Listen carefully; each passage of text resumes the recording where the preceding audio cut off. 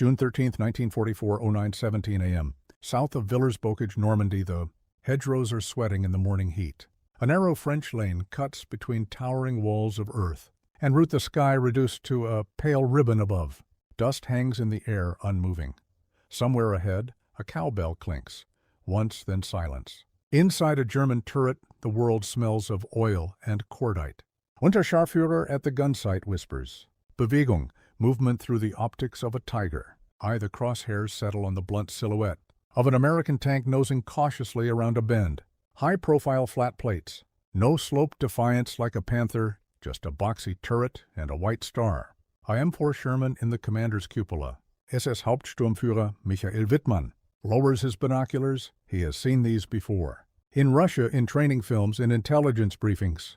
Ronson's, his crew calls them lights every time. The Tiger's 88-meter cannon erupts. The hedgerow flashes white. The Sherman ahead shudders, then blooms into flame turret hatch, blasting open as black smoke claws skyward. Burning fuel spills like liquid fire across the lane. Inside the Tiger there is no cheering. Only the metallic clang of a fresh shell sliding into the breach. Another Sherman appears, another shot, another fireball. Steel versus steel, but not a fair contest. Not here, not like this. The German heavy tank weighs nearly 57 tons. Its frontal armor shrugs off most. Allied rounds, its 80mm gun, can punch through a Sherman at ranges where they are. American 75mm barely scratches one by one. American tanks burn along the lane. From his position, Wittmann advances deliberately, destroying vehicles at point-blank range. The British and American crews are caught strung out, in column isolated exposed, each tank fighting alone. To the German veterans of the Eastern Front, this feels familiar, comfortable. A duel, and in a duel, the Tiger reigns. Across Normandy that summer, the same pattern repeats. American armored units, fresh from the beaches, push through the bocage country in small packets. A single Sherman edges past a hedgerow gap. A lone tank probes a crossroads. Then a crack of thunder. German gunners, many hardened by years against Soviet T-34s, have already learned the rhythm of American armor. Spot the star range at fire first inside Panzer divisions. The nickname spreads with grim amusement. Ronson lights every time Panzer aces like Otto Carius, commander in heavy tank battalions. Record kill counts that climb steadily. Shermans knocked out at 2,500 meters, turrets blown clean off. Crews scrambling from hatches only to be cut down by machine gun fire. To them the Sherman is tall, thin-skinned, undergunned, inferior, and sometimes they're right. The Sherman 75 meters struggles against the frontal armor of a Tiger or even the newer Panther tank. Its gasoline engine ignites easily when penetrated. Early engagements in Normandy are costly, brutal. You can almost feel the frustration inside those American steel hulls. The shock of impact, the violent concussion, the claustrophobic inferno when ammunition cooks off. But what German crews don't see what they can't see from their narrow optics is something forming. Behind the smoke, because the Sherman was never meant to duel a Tiger. It was never designed to be a knight in single combat. American doctrine is different. While Germany pours resources into fewer, heavier, technologically superior machines, the United States builds thousands of reliable medium tanks. Standardized, interchangeable, easy to repair, easy to replace. The Sherman is not built to win a gunfight. It is built to win a war. July 1944. A dusty briefing tent near St. Lo, an American. Platoon leader traces lines on a grease pencil map. 5 Shermans, 1 platoon. Don't slug it out head-on, he tells his commanders. We're not here to prove anything. The men nod. They've learned the hard way. When a Panther appears at the end of a hedgerow, you don't sit still. And trade shots. You don't wait to see who has thicker armor. You move 2 tanks suppress, 1 fires smoke. Another swings wide through a field tracks, crushing wheat engine, screaming. The 5th holds back, waiting for the flank cavalry tactics. Not medieval chivalry, modern coordination.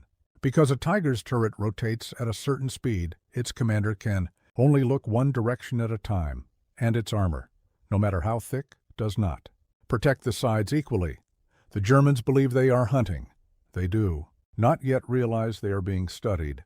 August 8, 1944. Totalized Canadian and American armor roll forward at night behind artillery. Barrages and searchlight beams diffused into artificial moonlight.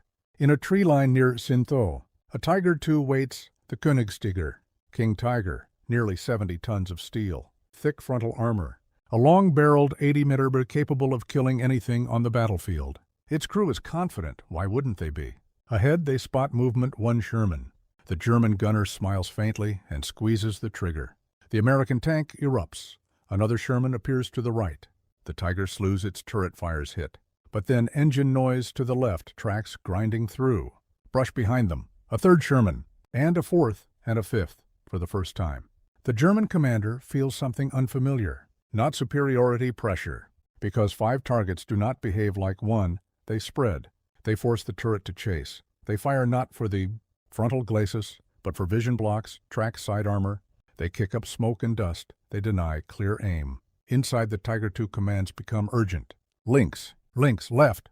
The turret grinds, but it cannot face everywhere at once. A shell slams into the side skirt. Another hits the track assembly.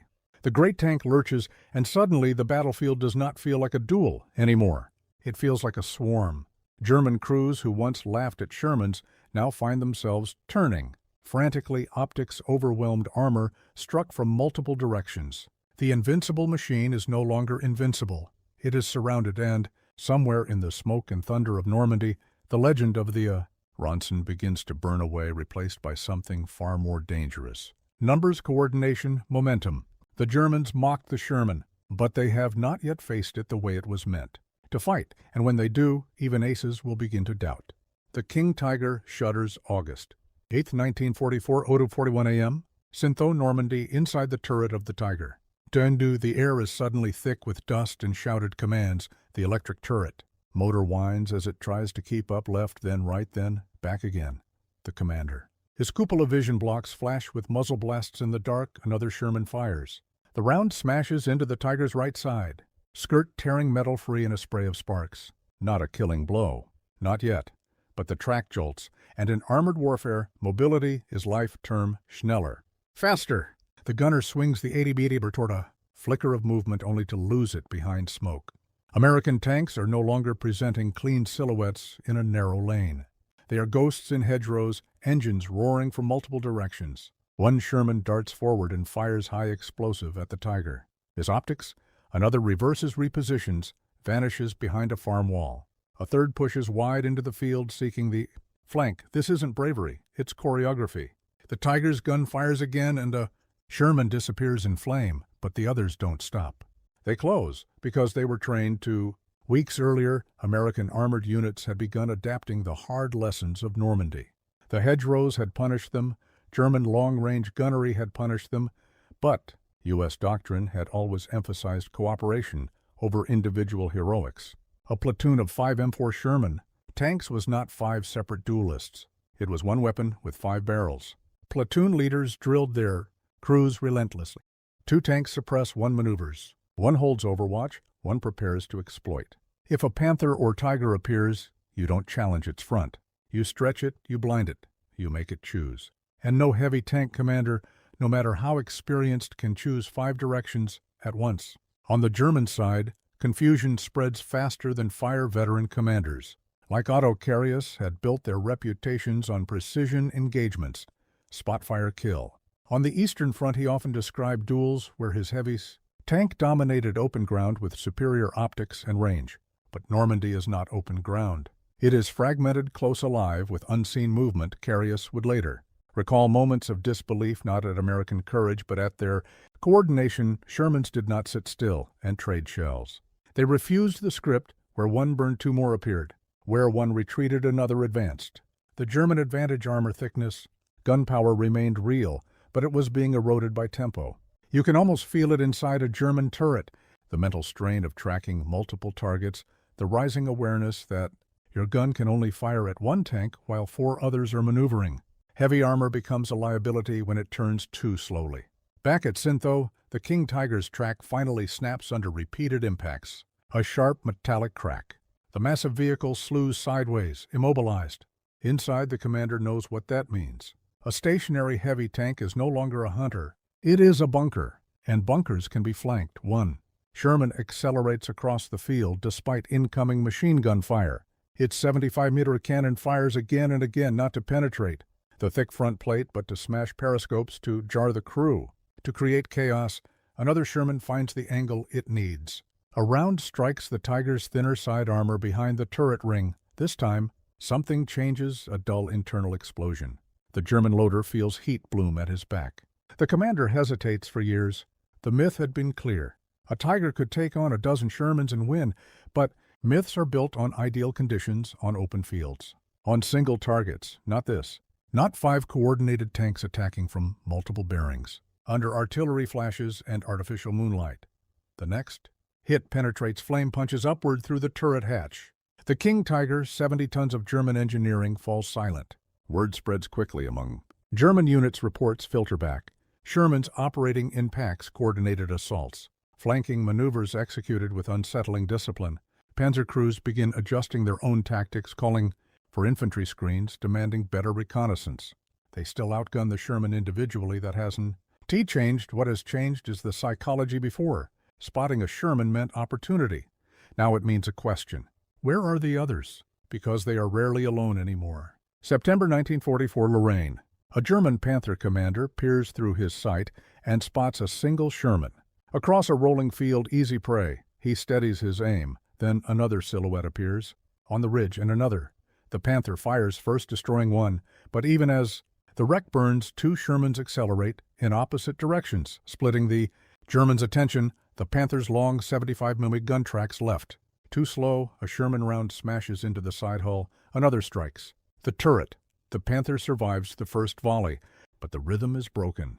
The clean, clinical duel dissolves into a frantic exchange of movement and suppression. The American tanks are not trying to prove their superiority. They are applying pressure until superiority no longer matters. The Sherman's design suddenly reveals its hidden strength. It is mechanically reliable. Its turret rotates faster. Its crews are trained to operate aggressively. In teams, when one tank is knocked out, the formation continues. German heavy tanks, by contrast, are formidable, but fragile in another way. Complex transmissions, heavyweight, limited numbers. Losing one is not just a tactical setback. It is irreplaceable. And when 5 Shermans swarm one Tiger, the math begins to favor the Americans, not because each tank is better, but because together they are relentless. You can feel the shift now. Not a dramatic reversal, not a single decisive battle, but a creeping realization inside German armored units. The Ronson does not fight alone, it hunts in packs. And when the pack closes in, even steel as thick as a Tiger's cannot rotate fast enough to survive. Somewhere in the smoke of France, the laughter about lights every time fades, because now it is German tanks that are burning, surrounded by machines they once dismissed. And this is only Normandy. The lesson is about to follow them east and into the final battles of the Reich. October 12, 1944, 16:28 hours. Near Dunwald Eastern Front, cold rain streaks. Down the long barrel of a Tiger II, mud sucks at its tracks. Inside the turret, the air is damp and metallic. The gunner wipes condensation from his sight and squints across a gray tree line. Soviet artillery thumps in the distance. The Reich is fighting on 2 collapsing fronts now. France to the west, Russia to the east, and the lessons learned in Normandy have not gone unnoticed. Hauptmann Otto Carius sits rigid in his commander's seat, jaw clenched. He has survived years of armored warfare. He has destroyed dozens, scores of enemy tanks. He knows what a duel feels like. This no longer feels like a duel through the rain movement. One tank breaks from the tree line. American silhouette, AM4. Sherman Carius gives the order. The 80 Demetra roars. The Sherman erupts, routine, predictable. But then another Sherman appears on the right flank, and another further left, not lined up, not bunched, spaced, deliberate. Carius feels it instantly, the difference in posture. These crews are not probing blindly, they are advancing. In bounds, covering each other's movement. One halts and fires, another moves. A third shifts wide, vanishing behind a farmhouse. You can almost hear the gears turning in the German commander's mind. Where are they positioning? What angle are they seeking? The Tiger II pivots its turret left, then right. The gunner breathes heavily as he tries to acquire the next target. A shell slams into the Tiger's side armor, not penetrating, but jarring. Another hits the track guard. ABUS. Third round detonates against the turret face, filling the cupola with a blinding flash. They are not aiming for a single killing blow. They are dismantling him. The myth of the heavy tank had always depended on control. Control of range, control of timing, control of who fired first. But 5 Shermans disrupt control.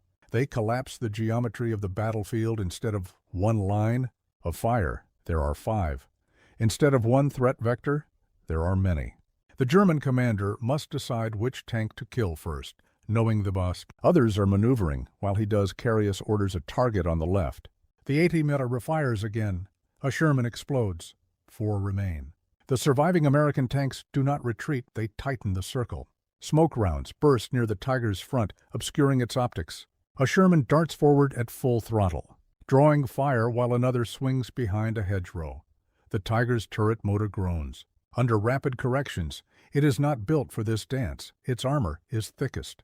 At the front, its power lies in long-range precision, but at medium distance. In broken terrain against coordinated movement, it feels enormous. And exposed back in the West, similar scenes are unfolding during the push toward Germany. American armored platoons have refined their methods. Infantry ride atop Shermans dismounting to clear anti-tank teams. Tank destroyers coordinate from overwatch positions. Artillery is called in with increasing speed. The Sherman is no longer an isolated target on a French lane, it is part of a system. A combined arms machine, German Panzer crews begin reporting a new frustration. Even when they destroy 1 or 2 Shermans, the others adapt instantly. They shift formation, they refuse frontal engagement. They exploit smoke and terrain. With aggressive intent, the Germans had built tanks to dominate the Americans. Built tanks to cooperate, and cooperation multiplies force. November 1944. A wooded approach near the Roer River. A German Panther edges forward cautiously. Its commander scans through binoculars, heart steady. He spots a single Sherman hull down. Behind a rise easy, he fires miss. The Sherman reverses instantly, then engine noise to his right. Another Sherman crests the ridge at speed. The Panther rotates left to engage. A third Sherman appears behind him, having circled through a shallow depression. The ski German crew failed to see Hinton. Behind the Panther's turret, cannot spin fast enough to address both threats. One American round strikes the side hull, another hits the rear. Engine deck flame erupts from the ventilation grills. Inside the Panther, heat surges. The commander realizes in a split second of clarity what has changed about this war. The Americans are no longer learning. They have learned. For veteran German tankers, the psychological shift is subtle but profound. Once spotting Shermans brought confidence, a sense of superiority, the expectation of easy victory. Now it brings tension, because any Sherman you see is probably not alone, because if you commit to destroying one, the others will. Exploit the distraction, because 5 coordinated tanks can achieve what one superior machine cannot. Even King Tigers, those towering symbols of German engineering, are vulnerable when immobilized or flanked. Their massive guns are devastating, but slow to reposition. Their size makes concealment difficult. Their mechanical complexity limits operational numbers, and the Americans keep coming, not one at a time, in platoons, in companies. In waves of 5 inside Carius's Tiger II, another impact rocks the hull. The track finally snaps. The heavy tank lists slightly immobilized again. The Sherman platoon senses it instantly. They close in, firing continuously to suppress the turret. One tank maneuvers to a position almost perpendicular to the German hull. The 75mm cannon fires. This time, it penetrates the thinner side armor behind the running gear. Inside, the Tiger sparks rain down. Carius gives the order to abandon. The crew scrambles out into cold rain as flames begin to lick from the engine deck. Behind them, the machine they once believed nearly invincible burns under the assault of tanks they had mocked, not because each Sherman was stronger, but because together they were overwhelming. By late 1944, German armored units understand a harsh truth. The Sherman is not the best tank on the battlefield, but it might be the most dangerous because it fights as 5. And as the war moves toward the Rhine, toward Germany itself, the pack is only getting larger. The final test will not come in Normandy's hedgerows. It will come in the snow in the Ardennes, where German armor will attempt one last gamble. And there, once more, they will meet the Shermans in groups of 5. December 19, 1944, low 712.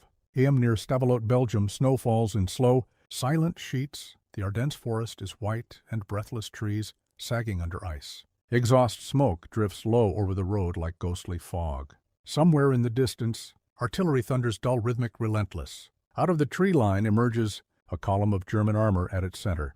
The angular bulk of a Tiger II grinds forward, tracks chewing frozen earth. The offensive has begun. Hitler's last gamble. In the West, surprise, shock, speed break the American lines. Split the Allies' force negotiation. Inside the Tiger II, the commander scans ahead with cautious optimism. The Americans have been caught off guard. Roads are clogged, units scattered. If ever there was a moment for the heavy tank to dominate again, this is it. A burst of machine gun fire cracks. Through the forest, the column halts. Ahead at the bend in the road, a single M4. Sherman appears behind a low snowbank. The German gunner doesn't hesitate. The 80-meter fires. The Sherman vanishes in a geyser of snow and flame. Confidence flickers. Inside the German turret, perhaps the old order still holds. Perhaps the Ronson still lights every time, then engines roar from both flanks. Shermans crest the ridgeline to the left, two of them spaced wide. Another emerges from behind a barn on the right, its turret already traversing A. Fourth reverses into overwatch at the edge of the clearing. The fifth remains. Concealed waiting 5. The German commander feels it immediately. The familiar tightening in his chest. Not again. The Tiger's turret swings left. Fires. 1 Sherman explodes. 4 remain, but this is no reckless charge. The American platoon has positioned itself deliberately, 1 tank drawing. Frontal attention while 2 maneuver to side angles. Snow churns under their tracks as they reposition in coordinated arcs. They are not afraid of the Tiger. They are calculating it. The German heavy tank fires again, destroying another Sherman. But while it engages the third, American tank has already moved further around the flank. The fourth lays suppressive fire at the commander's cupola, cracking vision blocks and forcing him to duck. The battlefield shrinks to fragments of visibility. Inside the Tiger II, commands overlap rechts. 9 links right, no left. The turret whines as it tries to pivot between threats. But a heavy tank, for all its power, obeys physics. It cannot spin like a lighter vehicle. It cannot aim at 2 targets simultaneously, and in snow-choked forests with limited sightlines, long-range superiority evaporates. A Sherman round slams into the Tiger's side skirt. Another strikes the drive sprocket. Metal shrieks. The Tiger lurches, mobility compromised. The American platoon senses weakness instantly. They tighten the noose elsewhere. In the Ardennes, similar engagements unfold. German Panthers and Tigers ambush American. Armor in the opening days scoring impressive kills against isolated units. But as U.S. forces regroup, the pattern returns. Platoons reform, 5 tanks move as 1. Infantry coordinate with bazookas to threaten German flanks. Tank destroyers like the M10 and M36 provide overwatch. Artillery answers radio calls within minutes. The Sherman is no longer just a medium tank. It is the center of a web. German commanders notice something else. American crews are aggressive. Even after taking losses, they continue maneuvering. They press forward instead of freezing. Where 1 tank burns, the others adjust angles and keep firing. The psychological balance tilts. You can almost hear it in German after action reports. Frustration at being outmaneuvered. Disbelief that technically inferior. Tanks are dictating engagements because superiority on paper does not equal dominance. In motion, back at Stavelot, the immobilized Tiger II fights desperately. The gunner destroys a 3rd Sherman. 2 remain in clear view, but there are still 5 in total because the hidden 5th tank now reveals itself from behind a tree. Line having circled wide under cover of smoke, its 75mm gun fires at near point-blank range into the Tiger's thinner rear armor. The first round sparks. The second penetrates inside the German tank. Heat blooms violently. Ammunition begins to cook off. The commander gives the order. Rouse out. The crew scrambles into the snow as flames roar through the engine deck. Behind them, the massive King Tiger symbol of German armored might burns in a frozen Belgian clearing, destroyed not by a superior single opponent, but by 5 coordinated ones. By January 1945, the offensive has stalled. German fuel runs low. Replacement tanks are scarce. Every lost Tiger or Panther is a blow the Reich cannot afford the Americans. By contrast, replace Shermans rapidly. Factories across the Atlantic continue churning them out. Damaged tanks are repaired. Crews are retrained. Platoons reconstituted. 5 more roll forward, and 5 more after that. The Germans once mocked the Sherman's thin armor and flammable fuel. They measured victory by individual kills, by aces tallying destroyed enemies. But the war has shifted beyond individual heroics. Now it is about coordination, sustainment, overwhelming force applied from multiple angles. At once even veteran commanders understand it now. When a Sherman appears alone, it may be bait. When one burns, 4 more are already moving. And when 5 attack together, even King Tiger, must choose which threat to face, knowing that choice may seal its fate. The Ardennes was meant to restore German dominance. Instead, it confirmed a hard truth. The Ronson did not win duels. It won by refusing to fight alone, and as Allied armor pushes toward the Rhine, the pack grows larger still. The final battles inside Germany will test this. Doctrine won last time, street by street, ruin by ruin, where heavy armor has even less room to turn. April 16, 1945. Outskirts of Kassel, Germany. The city is already burning. Church spires are broken silhouettes against a red dawn. Brick dust hangs in the air like fog. Somewhere down a shattered boulevard, a dog howls, then falls silent beneath the rumble of approaching tracks. 5 M4 Sherman tanks roll forward in staggered formation, their hulls scarred from months of combat. Infantry cling to the rear decks, faces streaked with soot. At the head of a cross street, hidden behind the skeletal remains of a tram station, waits a Panther tank. Its long 75mm gun is steady. Its commander has one advantage: left concealment. The first Sherman noses into the intersection. The Panther fires. The American tank jerks violently, smoke pouring from its turret ring. It halts. Crippled, the German crew feels a flicker of old satisfaction. One down, but the street does not empty, it fills. The second Sherman surges forward, laying suppressive fire into the Panthers' suspected position. Brick and plaster explode around the tram station. The third Sherman swings wide through a side alley, crushing abandoned bicycles under its tracks. The fourth halts at the corner, Overwatch gun trained high. The fifth reverses deliberately, creating distance. An angle 5, always 5, inside the Panther. The commander barks orders. Travers left elevation, down, fire. Again. Another Sherman takes a hit, but it keeps moving long enough to obscure the Panther's sight line. With smoke and debris, urban combat strips away long-range advantages. Engagements are measured in meters. Corners matter more than muzzle velocity. Reaction time matters more than armor thickness, and a heavy German turret, designed for open fields, now struggles in narrow streets. The Panther rotates to track the third Sherman, too slow. A round slams into its side hull from the alley. Another strikes the rear quarter. The German tank rocks violently. The commander realizes what so many of his comrades have already learned across France and Belgium. The Sherman is not trying to outgun him, it is trying to overwhelm him. Elsewhere in Germany, isolated Tiger II tanks fight desperate rearguard actions. Many are short on fuel, some are abandoned without firing a shot, others score impressive kills against advancing Allied armor, but the pattern remains consistent. When Shermans attack in 1s and 2s, they burn. When they attack in coordinated platoons, they close from multiple directions, forcing German crews into impossible decisions.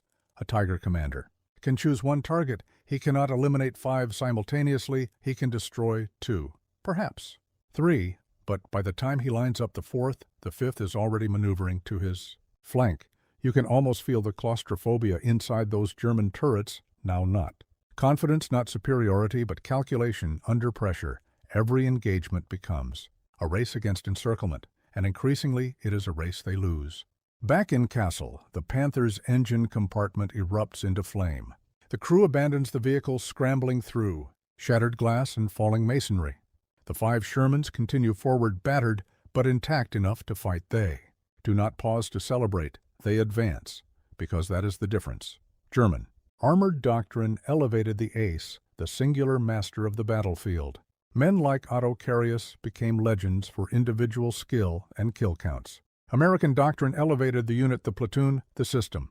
It did not matter if one tank was inferior. What mattered was that 5 arrived together.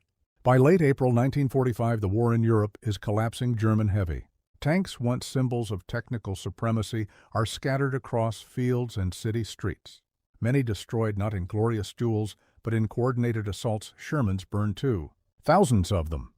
Their crews paid dearly for every lesson learned in Normandy's hedgerows. But the lesson endured: mobility over mass coordination over pride.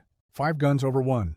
The nickname Ronson fades into history, not because the Sherman suddenly became invulnerable, but because the context changed. It was never meant to survive alone. Against a Tiger's 88mm, it was meant to fight as part of something larger. And when it did, even the most feared German armor could not rotate fast enough to keep. Up May 2nd, 1945, 14:03 p.m., a ruined street in northern Germany, 5 Shermans idle side-by-side engines rumbling. Softly, no enemy fire answers them now in the distance. White flags hang from shattered windows. The pack has reached the end. German Panzer crews once laughed at the tall, thin-skinned American tank. They measured it against their own machines and found it lacking. But war is not decided by single comparisons. It is decided by how machines are used. 1 Tiger against 1 Sherman was often a massacre. 1 Tiger against 5 Shermans was a problem. Against 10, a crisis. Against an army built on coordination and relentless production, an inevitability steel can be. Thick guns can be powerful, but when 5 tanks move as one, even legends burn.